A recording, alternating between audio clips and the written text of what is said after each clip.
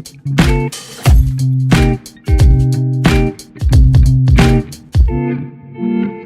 semua, selamat datang kembali di Polistik Podcast Jurnalistik. Perkenalkan, aku Aulia Fitria Madani dan di sini aku bakal menemani kalian para pendengar setia Polistik selama beberapa menit ke depan.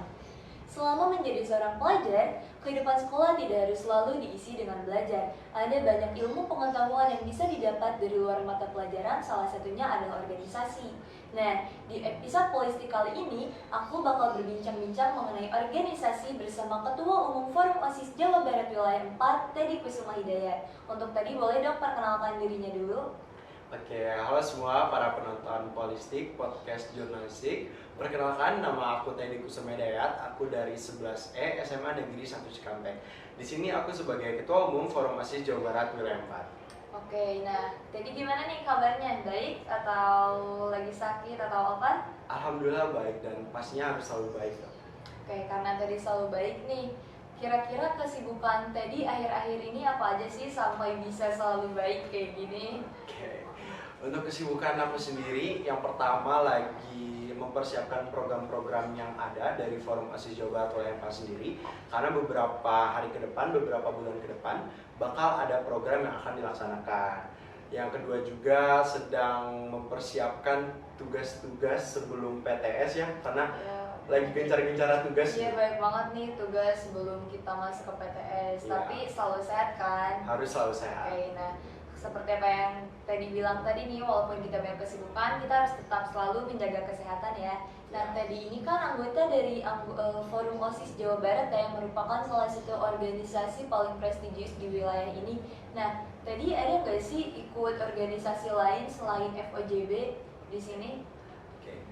Kalau aku sendiri, aku tergabung dalam pengurus OSIS SMA Negeri 1 Cikampek sebagai sekretaris dan juga lagi proses penyeleksian organisasi Green Generation atau pemuda yang peduli terhadap lingkungan. Wow, keren banget sih emang tadi ini. Berarti kamu emang banyak banget ya join organisasi selain FOJB. Nah, kamu ini kan banyak banget ya ikut organisasi nih. Tadi yang disebutin itu udah ada 3 kan ya? Nah, ada nggak sih alasan kenapa kamu bisa sampai sesuka itu untuk bergabung ke dalam organisasi? Boleh tolong ceritain nggak? Alasannya sendiri cukup banyak sih. Mungkin aku sebutin beberapa aja ya. Oke, nggak apa-apa. Yang pertama tentunya ketika aku berorganisasi, aku merasa aku punya banyak temen, aku punya banyak relasi, sehingga membuat aku nih improve gitu dalam kehidupan sosial gitu. Jadi punya banyak temen itu ngerasa nggak sendiri gitu hidup tuh. Iya, emang lebih enak sih kalau Betul. punya banyak teman kan, kita kemana-mana juga ada temennya gitu. Betul banget. Dan juga aku ngerasa aku mendapatkan pengalaman yang nggak bisa didapetin banyak orang ketika aku berorganisasi. Dan juga aku mendapatkan nilai kehidupan ketika aku berorganisasi, kayak memecahkan suatu masalah, memikirkan pendapat yang berbeda-beda dan hal lainnya gitu. Oke, berarti banyak banget ya pengalaman dan juga manfaat yang didapatkan sama Teddy selama jadi anggota organisasi, dan itu jadi bikin kamu suka berorganisasi kan ya? Betul banget. Nah, Teddy ini kan anggota dari Forum OSIS Jawa Barat ya. Nah, itu tuh boleh gak sih kamu ceritain kayak gimana perjalanan kamu dari anggota OSIS biasa? Karena setahu aku untuk jadi anggota FOJB itu sebelumnya harus jadi anggota OSIS di sekolah Iya, dulu kan betul. ya. Nah, itu gimana sih perjalanannya dari anggota OSIS biasa sama bisa masuk nih ke Forum OSIS Jawa Barat? Itu kayak gimana prosesnya? Perjalanan aku berorganisasi di OSIS ya, awalnya itu sejak SMP. Jadi sejak SMP itu Udah cukup lama ya? iya, emang udah dari- sekitar 5 tahun lah ya 4 kurang tahun lebih. itu lama banget sih. Ya, dari SMP udah mencoba untuk ikut OSIS. Awalnya sih cuman ikut temen gitu, karena bener-bener sama sekali nggak tahu OSIS itu apa, karena kan dari SD nggak ada OSIS ya. Iya, SD nggak ada, Baru jadi emang ada. baru mulai pas Iya, SMP. bener-bener pas SMP baru tahu OSIS dan mau nyoba OSIS itu apa gitu. Dan niatnya tuh awalnya cuman ya bener, cuma coba-coba doang ikut temen, dan alhamdulillahnya sih kepilih gitu menjadi pengurus OSIS di SMP. Nah, selama menjadi pengurus OSIS di SMP merasa nyaman dan ngerasa ini tuh aku banget gitu.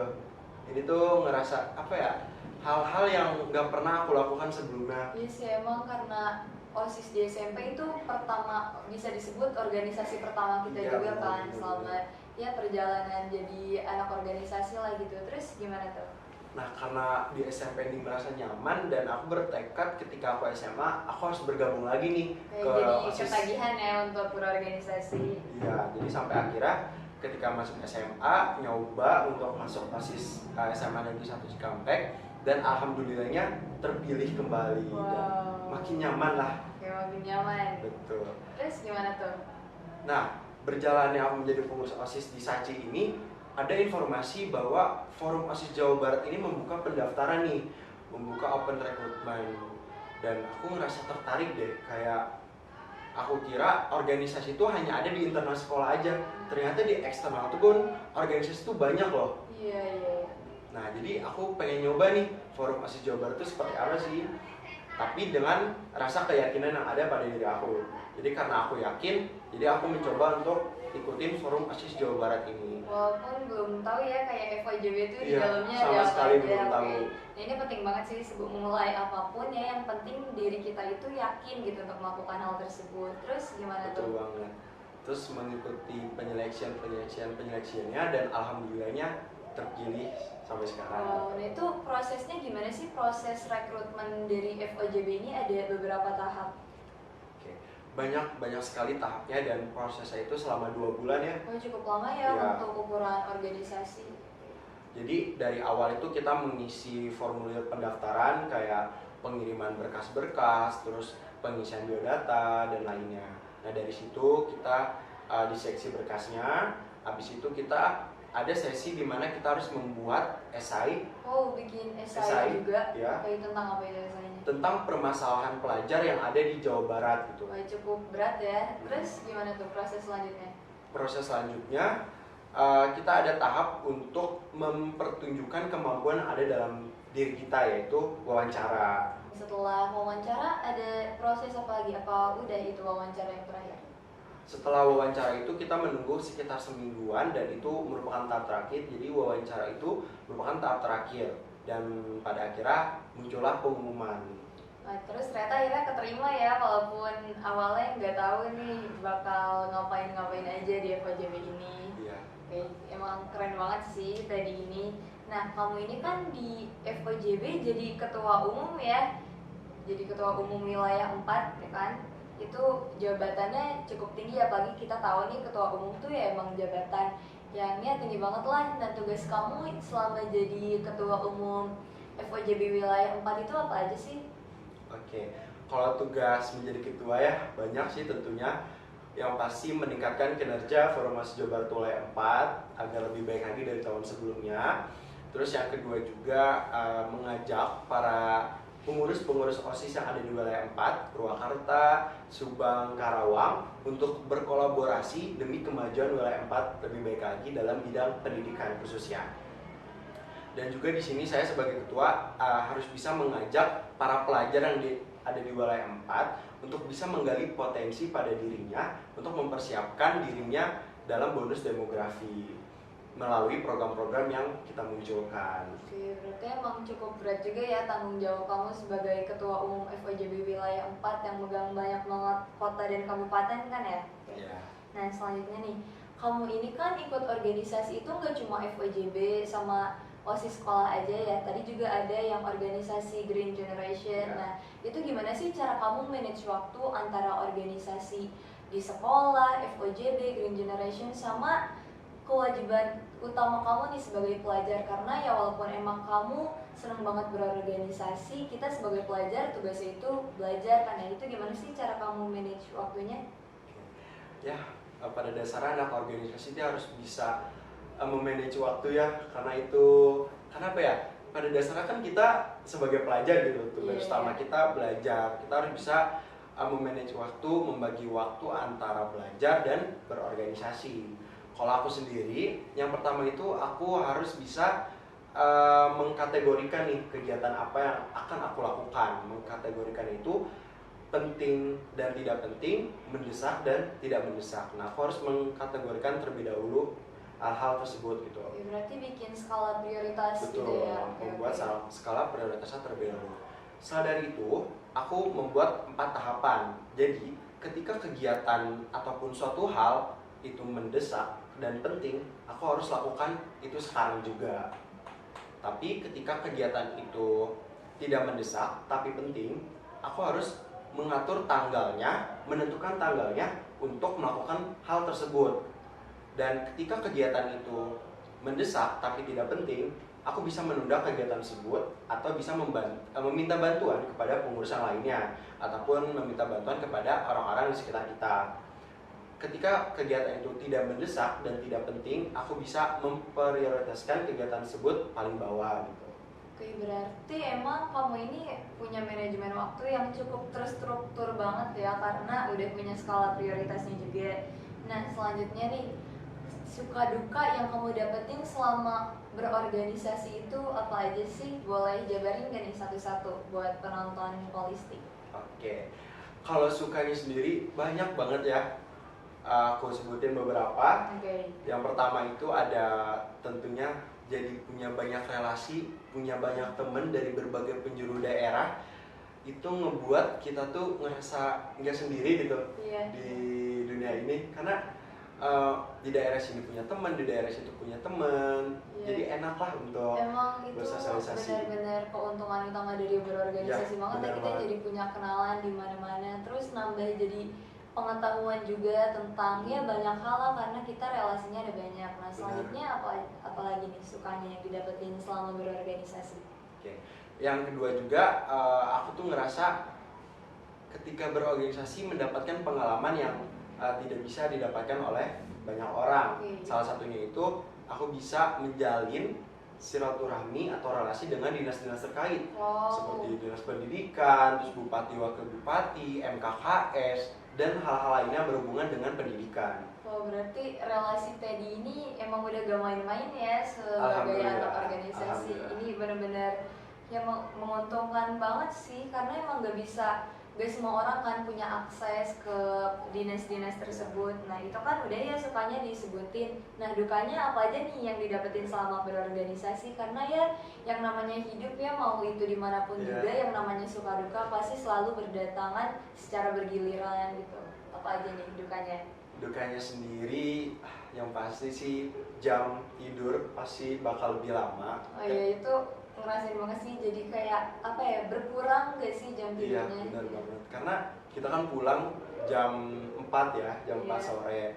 Nah, ketika pulang itu aku pasti selalu aja ada agenda yang harus aku kerjakan, mungkin seperti rapat-rapat ataupun mengerjakan tugas-tugas organisasi dan hal lainnya yang berbau organisasi. Belum lagi ditambah tugas-tugas sekolah. Tugas-tugas sekolah ya sih, apalagi kadang kita pulang sekolah juga harus kerja kelompok dulu, terus mengerjakan tugas lain yang juga tugas sekolah yang gak kalah beratnya sama tugas organisasi. Itu emang exciting banget sih. Terus selanjutnya apa lagi nih dukanya? Nah, dukanya selanjutnya itu karena kita di organisasi ini gak cuma sendiri ya, banyak orang, dan dukanya tentunya sebagai seorang ketua harus bisa menyesuaikan dari berbagai pendapat teman-teman. Itu juga menjadi bagian dari duka. Kenapa? Karena itu mungkin suatu hal yang cukup berat ya, karena dari berbagai daerah dan memiliki budayanya masing-masing, pemikirannya masing-masing. Nah, kita sebagai ketua bagaimana caranya bisa menyatukan pendapat-pendapat tersebut ataupun perbedaan pemikiran dari berbagai pengurus. Itu menjadi duka. Itu emang momok utama dalam berorganisasi banget sih, karena kan kita di organisasi ini diisi dengan berbagai orang dari banyak banget latar belakang ya, dan pasti sering banget tuh terjadi cekcok karena perbedaan pendapat dan lain hal. Nah, kamu ini kan ketua ya, nah cara ngatasin perbedaan pendapat yang terjadi di antara anggota-anggota kamu itu gimana sih untuk menjalankan tujuan dan juga kepentingan dari organisasi ini? Sebagai ketua, yang pertama jangan ngambil keputusan sendiri. Jadi harus bisa mendengarkan pendapat-pendapat dari teman-teman yang lain. Jadi pertama, kita tuh harus bisa nih mengumpulkan pendapat-pendapat dari pengurus-pengurus yang lain. Pasti kan banyak tuh perbedaan, ada pendapat A, pendapat B, pendapat C. Nah, di sini tugas ketua tuh harus bisa menyatukan pendapat tersebut menjadi sebuah keputusan yang bisa disetujui oleh berbagai pihak. Nah, kalau saya sendiri, yang tadi kita harus bisa mendengarkan terlebih dahulu pendapat-pendapat dari pengurus lain. Memang sebagai ketua ini kita perlu banget sih buat bersikap demokratis. Benar banget. Cuman kita juga sebagai ketua harus memiliki rasa egois. Egois dalam artian ketika kita tidak bisa menemukan jalan keluarnya, tidak bisa menemukan titik terangnya dari sebuah pendapat yang berbeda-beda, kita sebagai ketua harus bisa memutuskan nih pendapat yang terbaik yang sekiranya memiliki resiko paling rendah yang mana. Nah itu bisa harus diputuskan sama oleh ketua, karena mau gimana pun ini sebuah organisasi itu pasti keputusan dari ketua.